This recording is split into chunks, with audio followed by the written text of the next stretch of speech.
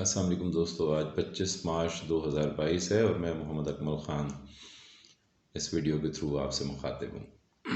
कल की वीडियो में मैंने आपको बताया था कि एस्टेब्लिशमेंट ने कुछ फैसिलिटेटर का किरदार अदा करने की कोशिश की है अपोजिशन और हुकूमत के दरमियान, लेकिन इमरान ख़ान साहब अपने मौक़िफ़ पर कायम हैं और वो किसी भी किस्म की रियायत जो है वो अपोजिशन को देने के लिए तैयार नहीं है। उनका कहना यही है कि जो एनआरओ है या रिकॉन्सिलिएशन की इस तरह की कोशिश है कि जिन लोगों के ऊपर बाकायदा करप्शन के चार्जेस हैं और केसेस हैं और जिनके ख़िलाफ़ फ़ैसले हो चुके हैं, जो मनी लॉन्ड्रिंग में मुलव्वस हैं, करप्शन में मुलव्वस हैं, उनके साथ बैठना, उनके साथ बात करना या उनके साथ किसी भी किस्म की नरमी करना, उसको मैं मुल्क के साथ गद्दारी समझता हूँ। लिहाजा उन्होंने क्लियर मैसेज दे दिया है, बिल्कुल साफ इनकार कर दिया है कि किसी किस्म की बातचीत इस मौजू पर हो नहीं सकती और ये भी बता दिया है कि अगर इस तरह ये मेरी हुकूमत गिरा सकते हैं तो बेशक हुकूमत गिरा लें, लेकिन मैं अपने मौक़िफ़ से पीछे नहीं हटूँगा। अब मैं पहले भी अपनी कुछ वीडियोज़ में बता चुका हूँ कि इस्लामाबाद में अफवाहों का मौसम होता है और ज़ाहिर है उनकी कुछ वजूहात होती हैं। तो इस वक्त ये तयशुदा है, इस्लामाबाद में हर हलके में ये बात की जा रही है कि इमरान ख़ान साहब और इस्टेब्लिशमेंट के दरमियान इस वक्त शदीद तनाव है, एक रिफ्ट चली हुई है और चूँकि कोई बाकायदा ख़बरें बाहर नहीं आ रही और हर कोई ख़ामोश है और सिर्फ़ अपने माउथ पीसेस के थ्रू जो सहाफ़ियों में मौजूद हैं या दूसरे हलकों में मौजूद हैं, कोई इक्का दुक्का बात सामने आ जाती है। तो जब ख़बरें नहीं होती तो ज़ाहिर है फिर क़यास आराइयाँ ही होती हैं। अब इशू ये है कि एस्टेब्लिशमेंट को जितनी मर्ज़ी शिकायत हों इमरान ख़ान साहब से, लेकिन इमरान ख़ान साहब के मुकाबले में जिन लोगों को सामने लाया गया है तहरीक अदम एतमाद पेश करवा के, अगर एस्टेब्लिशमेंट ने ऐसा किया है या किसी इक्का दुक्का कारिंदे ने ऐसा किया है जो अमरीकी ईमा पर ऐसा कर रहा है, तो हम इस वीडियो में सिर्फ जायज़ा पेश कर देते हैं कि एस्टेब्लिशमेंट के एतराज़ात क्या हो सकते हैं, जो उनके माउथ पीसेस हैं वो एतराज़ क्या बयान करते हैं। सबसे बड़ा एतराज़ एस्टेब्लिशमेंट का नाम लेकर जो चंद लोग पेश करते हैं वो ये कहते हैं कि जनाब गवर्नेंस का बड़ा इशू है, डिलीवरेंस नहीं हो सकी, कोई ये हुकूमत जो है डिलीवर नहीं कर सकी बिल्कुल। तो एस्टेब्लिशमेंट को चूँकि सेलेक्टर कहा जाता है, अपोजिशन जो है वो एक ही राग अलापती है कि ये सिलेक्टेड प्राइम मिनिस्टर हैं और एस्टेब्लिशमेंट को ज़ाहिर सेलेक्टर कहा जाता है, तो एस्टेब्लिशमेंट के ऊपर ही इसका बोझ आता है और प्रेशर आता है कि जनाब आपने जिन लोगों को सिलेक्ट किया वो डिलीवर नहीं कर सके, गवर्न नहीं कर सके मुल्क को, उनकी बैड गवर्नेंस के इश्यूज़ हैं। तो मैंने थोड़ा सा जायज़ा लेने की कोशिश की कि जो इमरान ख़ान साहब की गवर्नेंस है 3.5 सालों में उन्होंने किया क्या है। तो मैं इसको मुख्तसरन जो है पॉइंट बाय पॉइंट मैंने लिख इसलिए लिया है ताकि ज़्यादा वक्त ज़ाय ना हो और हम उसकी तफसील में नहीं जाएंगे, क्योंकि तफसीलात आप सुनते ही रहते हैं। मैं सिर्फ़ और सिर्फ आपके सामने ये चंद हक़ाइक़ रखने जा रहा हूँ कि इस हुकूमत ने 3.5 साल में क्या डिलीवर किया है। तो पहला जो है, जो एतराज़ उठता है वो नॉर्मली पंजाब की हुकूमत पे उठता है एतराज़। तो पहला जो पॉइंट है इसमें वो ये है कि अवाखिर अगस्त में, जो 2018 अगस्त था, उसमें इमरान ख़ान साहब ने हुकूमत संभाली थी और उस वक्त मुल्क का जो बैलेंस ऑफ पेमेंट है उसका शदीद इशू था, मुल्क का ख़जाना खाली था। वैसे तो ये हर आने वाली हुकूमत ये डायलॉग बोलती है, लेकिन ये मैं आगे चल के बताऊँगा कि इस पर शहादतें मौजूद हैं कि ये मुल्क का ख़जाना कैसे खाली था। मुल्क का ख़जाना खाली था, बैलेंस ऑफ पेमेंट का शदीद इशू था। आप सबको याद है कि इमरान ख़ान साहब ने सऊदी अरब, चीन और यूएई के पै दर पै दौरे किए, मुज़ाकरात किए, उनसे बातचीत की और हर जगह से हमें कुछ ना कुछ हमारी मईशत को संभालने के लिए मदद मिली, जिसकी वजह से हम अपने बैलेंस ऑफ पेमेंट को उस वक़्त संभाल पाए और हम दिवालिया होने से बचे। इसके बावजूद भी इमरान ख़ान साहब को, जिनको शदीद तहफ़्फ़ुज़ात थे IMF के पास जाने के लिए और वो उससे पहले भी अपनी तकरीरों में IMF के ख़िलाफ़ बात किया करते थे, उन्हें बामरे मजबूरी IMF के पास भी जाना पड़ा मुल्क की मईशत को संभाला देने के लिए। दूसरा काम, उन्होंने मुल्क की मईशत को बाहर तौर संभाल लिया और दिवालिया होने से बचा लिया। और फिर उसके बाद दूसरी बात ये है कि बैरून मुल्क मुकीम जो पाकिस्तानी थे, जो बिल्कुल इब्तदा में उन्होंने जो काम किया, वो बेशुमार लोग हमारे जो हैं वो छोटे छोटे केसेस के अंदर, माइनर केसेस के अंदर सऊदी अरेबिया में, मलाइशिया में, UAE में मुख्तलिफ़ ममालिक में जेलों में पड़े हुए थे। सिफारत खानों को सख्ती के साथ हिदायत की गई कि वो उनको परसू करें, उनके केसेस को, छोटे छोटे केसेस को, और उनको आज़ाद करवाएं। और ख़ुद सऊदी क्राउन प्रिंस से पाकिस्तान जब वो दौरे पर आए हुए थे, इमरान खान साहब ने बात की, और सऊदी अरब से भी हज़ारों की तादाद में जो कैदी थे हमारे, जो बेचारे वहाँ मजदूरी करने के लिए गए, किसी का अकामा का टाइम ख़त्म हो गया, कुछ छोटे मोटे मसाइल के अंदर वो शिकार थे और वो कैद थे, उनकी बहुत सारे लोगों की आज़ादी हुई। मैं सिर्फ आपको रिमाइंड करा रहा हूँ ये चंद चीज़ें। 2019 के इख्तिताम पे आपको पता है कि दुनिया भर में कोविड-19 शुरू हो गया था, और 2020 की इब्तदा में ही पाकिस्तान में ये पेंडेमिक जो है वो फैलना शुरू हो गया था।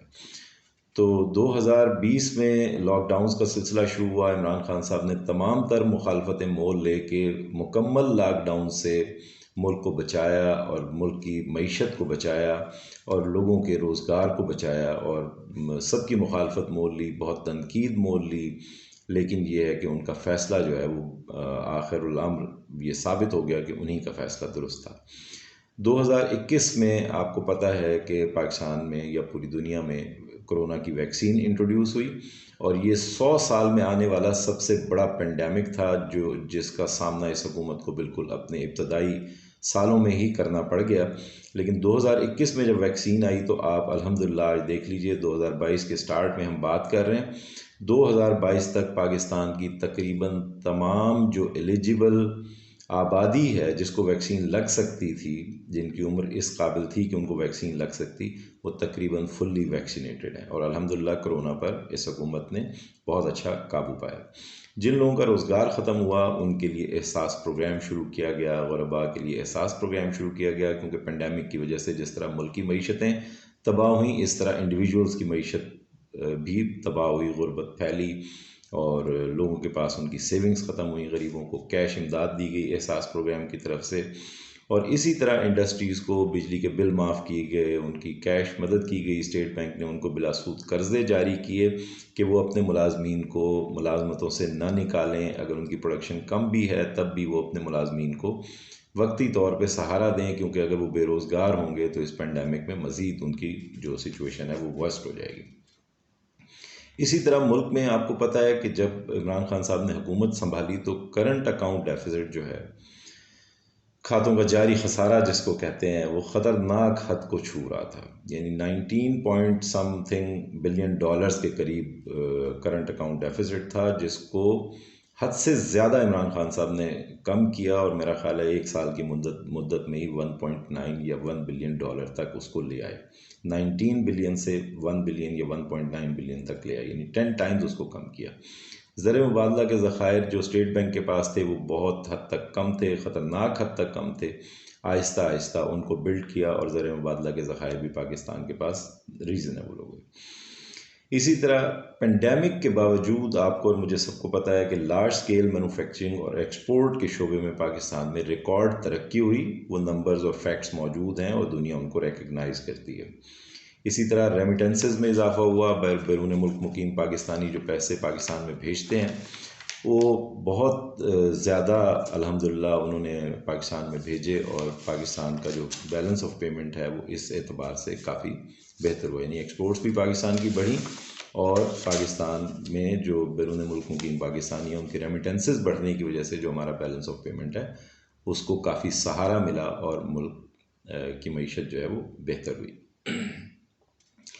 इसी तरह आपको पता है कि कारके कंपनी के साथ, जो एक टर्किश कंपनी थी, जो बिजली बनाने वाली कंपनी थी, रेंटल पावर कंपनी थी, उसके साथ साबका हुकूमत के दौर में एक तनाज़ा शुरू हुआ था। वो उसको आलमी अदालत इंसाफ में ले गए, और वहाँ पर पाकिस्तान को इस हुकूमत के बिल्कुल इब्तदाई दिनों में ही $1.2 अरब 1.2 बिलियन डॉलर का जुर्माना जो है ना पाकिस्तान को कर दिया गया उनके केस में। तो वो चूँकि टर्किश कंपनी थी तो इमरान खान साहब की हुकूमत ने तुर्की के सदर जो हैं तैयब उर्दगान उनको परसू किया, और उस कंपनी को परसू किया, उसके साथ मुज़ाकरात किए, और कामयाब मुज़ाकरात के बाद वो 1.2 बिलियन डॉलर का जुर्माना माफ़ करवाया। इसी तरह गर्दिशी कर्ज़ों का जो अफरेत है, जो IPPs या बिजली के जो कारखाने हैं पाकिस्तान में, उन का जो गर्दिशी कर्जा था वो भी एक अफरेद की सूरत इख्तियार कर गया था कि अरबों रुपए, सैकड़ों अरब रुपए जो हैं वो गर्दिशी कर्जे में इकट्ठे हो जाते थे। उनके साथ भी रीनेगोशिएट किया गया, दोबारा कामयाब मुज़ाकरात किए गए और गर्दिशी कर्ज़ों पे बहुत हद तक काबू पाया गया। PIA जो है वो शदीद खसारे में होता था, उसको ऑप्टिमाइज़ किया गया, उसके खसारे को, उसके नुकसानात को बहुत हद तक कम किया गया। और आप सबको मालूम है कि न्यूयॉर्क में PIA का जो होटल था वो ज़ब्त हो गया था, उसको भी वापस करवाया गया कामयाब सिफारतकारी के ज़रिए, कामयाब मुज़ाकरात के ज़रिए। फैटफ की तलवार जो है वो इमरान खान साहब की हुकूमत संभालने से पहले पाकिस्तान के सर पर लटका दी गई थी और फैटफ की जो ग्रे लिस्ट में था पाकिस्तान, और उन्होंने जो 34 शराइत रखी पाकिस्तान ने उनको फुलफ़िल किया। उनमें से 32 शराइत पे पाकिस्तान अमल पैरा हो चुका है, अमल कर चुका है। और फैटफ की जो मतलब निगरानी की कमेटियाँ होती हैं वो भी इसकी तारीफ़ करती हैं। बावजूद इसके कि अमेरिका और भारत की सिफारती सतह पर शदीद मुखालफत के बावजूद पाकिस्तान अल्हम्दुलिल्लाह फैटफ की ग्रे लिस्ट से ब्लैक लिस्ट में जाने से अभी तक बचा हुआ है, और कभी इम्कान इस बात का है कि उसको ग्रे लिस्ट से भी निकाल दिया जाएगा, क्योंकि पाकिस्तान बहुत हद तक अमल दरामद कर चुका है। दूसरा, आप सबको पता है कि फैसलाबाद में साबका हुकूमत के दौर में इश्तिहार छपा करते थे अखबारात में फैसलाबाद की टेक्सटाइल इंडस्ट्री की तरफ से, एप्टमा की तरफ से, जो all Pakistan textile manufacturers association है उसकी तरफ से। और फैसलाबाद में जो छोटी लूमें थीं जो टेक्सटाइल को समझे रॉ मटेरियल फराहम करती हैं, वो किलो के हिसाब से कबाड़ में बिकना शुरू हो गई थी। काम बिल्कुल पाकिस्तान में रहा ही नहीं था। अब अल्हम्दुलिल्लाह टेक्सटाइल की इंडस्ट्री में एक बूम है, और फैसलाबाद में और जगह जगह जो है टेक्सटाइल के, अगर किसी की 2 मिलें थी तो उनको 3, 4 और 5 यूनिट तक जाना पड़ा है। और बहुत ज़्यादा टेक्सटाइल की जो एक्सपोर्ट्स हैं वो इस हुकूमत के दौर में बढ़ी हैं। उसके बाद पाकिस्तान जो है टेक्सटाइल के शोबे में बांग्लादेश और भारत को भी पीछे छोड़ गया इन्हीं 3.5 सालों के अंदर। इस हुकूमत का एक और कारनामा जिसको मैं ज़ाती तौर पे बहुत सराहता हूँ, और इसका इंशाल्लाह जब इसके नताइज आना शुरू होंगे, चंद साल ज़रूर लगेंगे, लेकिन जब इसके नताइज आना शुरू होंगे तो ज़्यादातर लोगों को पता चलेगा कि ये कितना बड़ा कारनामा था। वो सिंगल नेशनल करिकुलम है, यानी एक कौम एक निसाब का नारा जो इमरान खान साहब लगाया करते थे, वो मदरसों से लेके और जो बहुत सोफिस्टिकेटेड और बहुत बड़े महंगे स्कूल समझे जाते हैं उनमें भी अब ये सिंगल नेशनल करिकुलम या एक ही निसाब पढ़ाया जाएगा पूरे पाकिस्तान के अंदर। इसी तरह KPK और पंजाब की 100% आबादी को सेहत कार्ड की जो सहूलत दी गई इस हुकूमत की तरफ से, ये एक बहुत बड़ा कारनामा है जिसको आलमी सतह पर सराहा जाता है, और जो लोग इससे मुस्तफ़ीद हो रहे हैं इसके फ़वाइद का इदराक वही रख सकते हैं। इसी तरह सिंध में थर के शहरियों को भी वफाकी हुकूमत ने अपने फ़ंड से जो है वो सेहत कार्ड का की सहूलत जो है वो फराहम की है। और अब बलूचिस्तान हुकूमत से भी जो है ये तवक्को की जा रही है, बल्कि उन्होंने इंदिया दिया है इस बात का कि वो भी बलूचिस्तान के अंदर अपनी आबादी को सेहत कार्ड फराहम करेंगे। 50 साल से पाकिस्तान में वाटर रिजर्वायर्स जो हैं या वाटर स्टोरेज के लिए डैम्स जो हैं, वो पाकिस्तान में एक डैम भी नहीं बना पिछले 50 सालों के दौरान। बहुत बातें होती रहीं लेकिन कोई डैम पाकिस्तान में नहीं बन सका, मेजर डैम जो है। इस हुकूमत ने आके 9 डैम्स के ऊपर बैक वक्त काम शुरू किया है, और जिनमें बड़े बड़े मंसूबे हैं जिनसे बहुत सस्ती बिजली भी पाकिस्तान को मिलेगी, और साथ पानी की जो कमियाबी है उसको भी मतलब कोप अप करने का इंशाल्लाह मौका मिलेगा। इसके बाद पाकिस्तान के हर शोबे के पोटेंशियल को एक्सप्लोर करने की इस हुकूमत ने कोशिश की है। पोठवार के ख़त्ते में जैतून की काश्त शुरू करवाई गई है, और उसके बारे में यही कहा जाता है कि ये इलाका स्पेन में जो मतलब स्पेन इस वक्त दुनिया में लीडर समझा जाता है जैतून की काश्त के हवाले से और जैतून के तेल की एक्सपोर्ट के हवाले से। एक तो पाकिस्तान को जैतून के तेल एक्सपोर्टर्स के ममालिक की जो एक ऑर्गेनाइजेशन बनी हुई है उसका रुकन भी बना लिया गया, और इस सारे ख़त्ते के अंदर जो है वो जैतून की काश्त शुरू की गई है, जो 3, 4, 5 सालों में इंशाल्लाह बहुत अच्छे रिज़ल्ट देगी।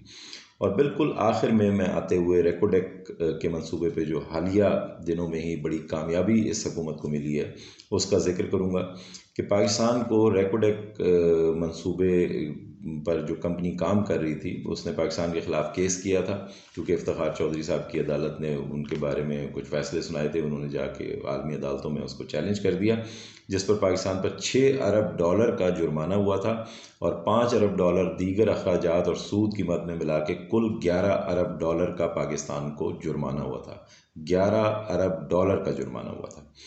गवर्नमेंट ऑफ पाकिस्तान ने, इमरान खान साहब की हुकूमत ने उस कंपनी के साथ कामयाब मुज़ाकरात किए 3 साल तक, और ना सिर्फ $11 अरब के जुर्माने को वो कंपनी माफ़ करने के लिए तैयार हो गई, बल्कि नई इन्वेस्टमेंट पाकिस्तान में बलूचिस्तान में रेकोडेक मंसूबे पर वो करने के लिए तैयार हो गई। $10 अरब की नई सरमायाकारी, और जो पुराना मुआहदा था उससे बेहतर शराइत के ऊपर जो है ये मुआहदा किया गया। पुराने मुआहदे में रेकोडेक जो है, वो जो कंपनी थी उसको रेकोडेक की प्रोडक्शन का नेट जो है 75% शेयर जाना था और पाकिस्तान को महज 25% शेयर मिलना था, जबकि अब नए मुआहदे के तहत पाकिस्तान को 50% शेयर मिलेगा और उस कंपनी को भी 50% शेयर मिलेगा। ये चंद ऐसे कारनामे हैं या ऐसे काम हैं जो मैंने लिखे, इनमें बेशतर चीज़ें अभी भी रह गई, लेकिन ये चंद पॉइंट थे जो मैंने आपके सामने पेश किए। इसी तरह खारजा महाज पर चीन और रूस के साथ मिसाली ताल्लुकात कायम हुए। पाकिस्तान ने अफ़गानिस्तान के मामले को बड़ी खूबसूरती के साथ निपटाया और जो बैनुल-अक़वामी फ़ौजें थी वहाँ पर उनकी वापसी में भी अपना किरदार अदा किया, और बेशतर ममालिक ने पाकिस्तान का शुक्रिया भी अदा किया उस पर। और पाकिस्तान ने एक आज़ाद और ख़ुद मुख्तार मुल्क की हैसियत से अपने मौक़िफ़ को मनवाया। पाकिस्तान में इंटरनेशनल क्रिकेट बहाल हुई। कोई ड्रोन हमला इमरान खान साहब के दौरे हुकूमत में नहीं हुआ, और 27 फरवरी को जो पाकिस्तान के ख़िलाफ़ भारत ने एक एडवेंचर करने की कोशिश की और बालाकोट में रात के अंधेरे में एक हमला किया, उसका दिन की रोशनी में जवाब देकर और उनके तैयारे गिरा कर और उनके पायलट को कैद करके और फिर उसको रिहा करके पाकिस्तानी कौम का सर फ़ख्र से बुलंद किया। इसी तरह पाकिस्तान में सबसे बड़ा मसला हमारी जज्बातियत, हमारी जो वाबस्तगी है वो अल्लाह के रसूल सल्लल्लाहु अलैहि वसल्लम की ज़ात पाक से है। नामूस रिसालत का मामला जो है वो दुनिया में एक मजाक बना हुआ था, कभी कहीं कार्टून्स के मुकाबले हो जाते थे, कभी कुछ हो जाता था। इमरान खान साहब की हुकूमत ने स्वीडन की हुकूमत से बातचीत करके और प्रेशर डाल के जब वहाँ कार्टून्स का मुकाबला होने जा रहा था उसको रुकवाया, और अक़वाम मुत्तहिदा में इस केस को जिस शानदार तरीके से लड़ा वो मैं और आप सब उसके गवाह हैं, जो आपने इमरान खान साहब की तकरीर अक़वाम मुत्तहिदा में सुनी थी, उसी का मैं हवाला दे रहा हूँ। तो इस्लामोफोबिया के ख़िलाफ़ उनका जो किरदार है वो खारजा महाज पर बहुत शानदार किरदार है, और उन्होंने अक़वाम मुत्तहिदा को उसके ख़िलाफ़ जो है करारदाद मंजूर करनी पड़ी, और दुनिया भर में उस पर आलमी सतह पर इस्लामोफोबिया के ख़िलाफ़ दिन मनाने का भी अक़वाम मुत्तहिदा ने ऐलान किया। ये वो चीदा बातें थीं जो इस हुकूमत ने डिलीवर किया। मैं हैरान हूँ अगर कोई ये कहता है कि एस्टैब्लिशमेंट का ये एतराज़ है कि डिलीवर नहीं ये हुकूमत कर सकी। अगर एस्टैब्लिशमेंट का ये एतराज़ है, चूँकि मेरी तो ज़ाहिर है कोई ज़ाती मुलाकात नहीं है एस्टैब्लिशमेंट कौन है, तो मैं तो ये नहीं कह सकता कि उनका एतराज़ है या नहीं, लेकिन उनके कुछ माउथ पीस ये कहते हैं कि जी एस्टैब्लिशमेंट ये कहती है कि जी ये हुकूमत डिलीवर नहीं कर सकी, और ख़ास तौर पे पंजाब में डिलीवर नहीं कर सकी। पंजाब में भी मुतअद्दिद जो है मदर चाइल्ड केयर के जो हॉस्पिटल्स बनाए जा रहे हैं, जगह जगह तरक्याती मंसूबे चल रहे हैं। निश्तर 2 चल रहा है साउथ में, जहाँ कभी हमारे एरियाज़ में कभी काम ही नहीं हुआ था, और शायद जो नवाज़ शरीफ साहब की हुकूमत थी या शहबाज शरीफ साहब की हुकूमत थी वो सिर्फ सेंट्रल पंजाब को या लाहौर को ही पंजाब समझा करते थे।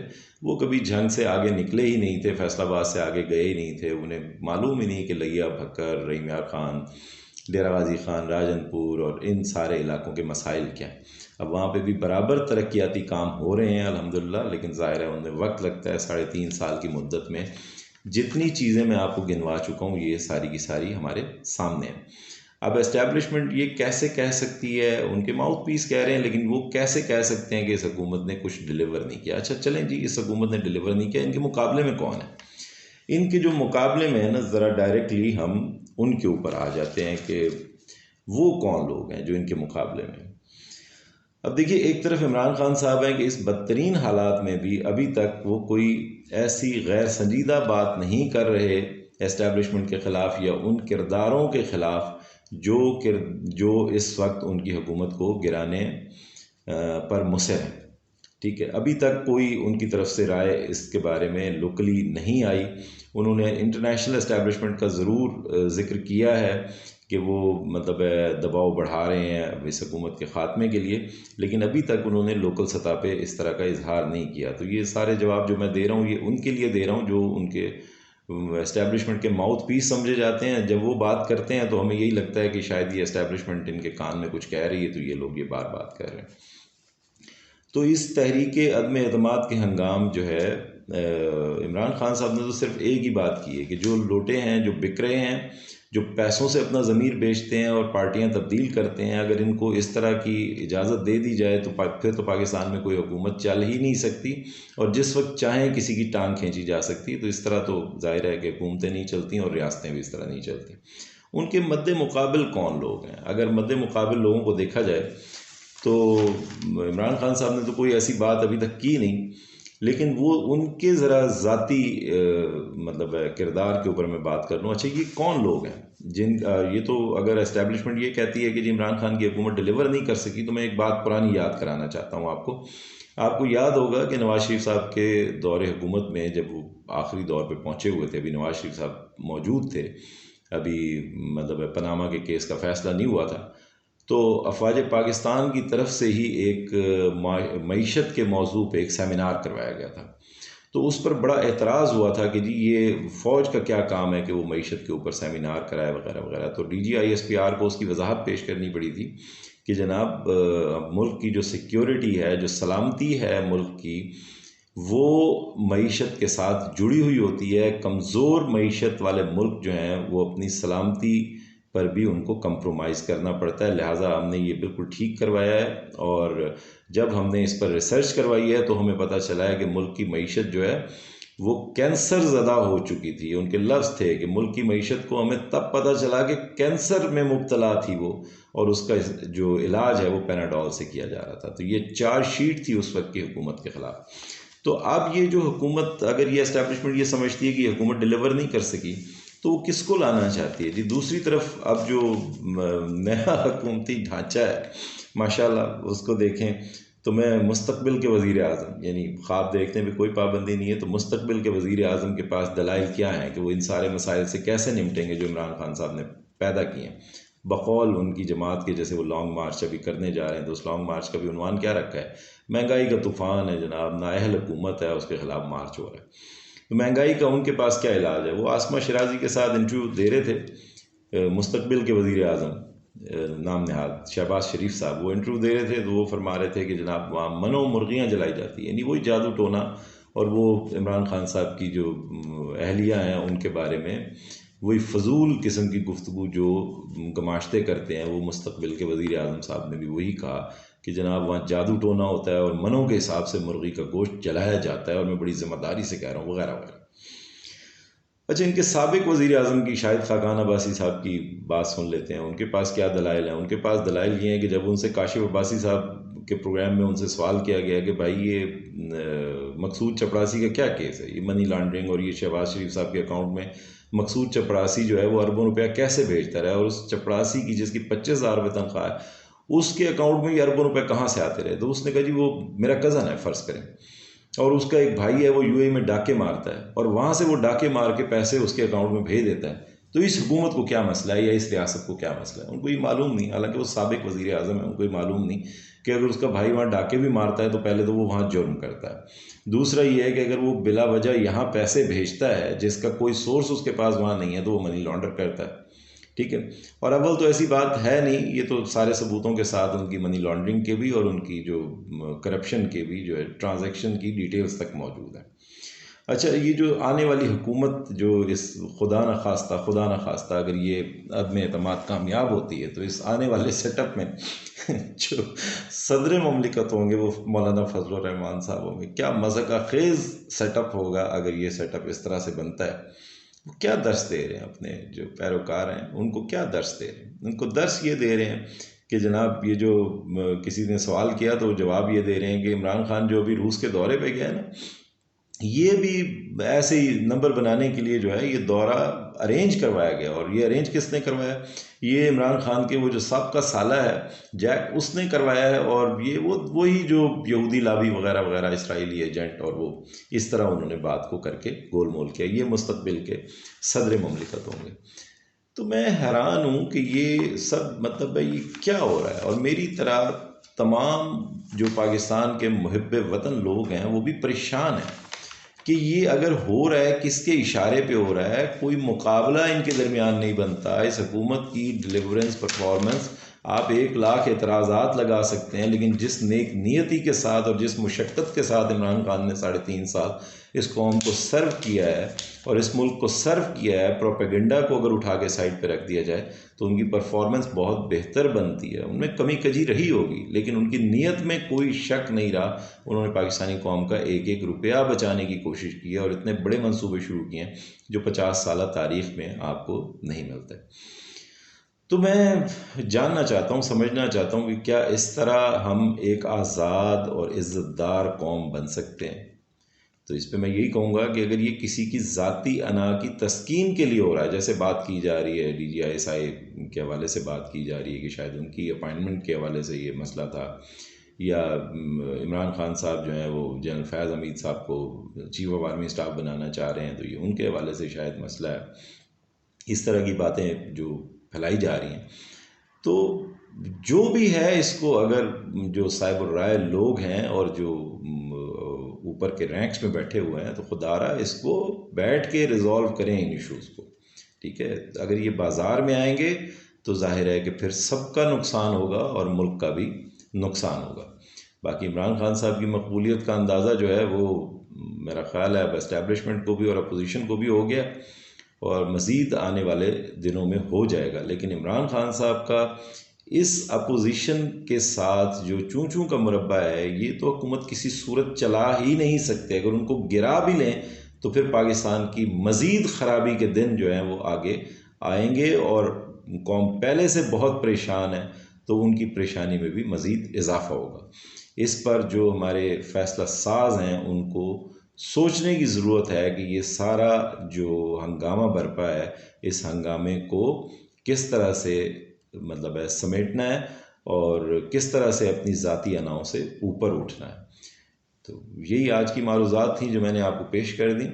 और अपना बहुत ख्याल रखिएगा। कल इंशाल्लाह इसी मौजू को मैं थोड़ा सा आगे बढ़ाऊँगा, लेकिन ज़रा सा डिफरेंटली इंशाल्लाह Aziz. Thank you very much. अपना बहुत ख्याल रखिएगा।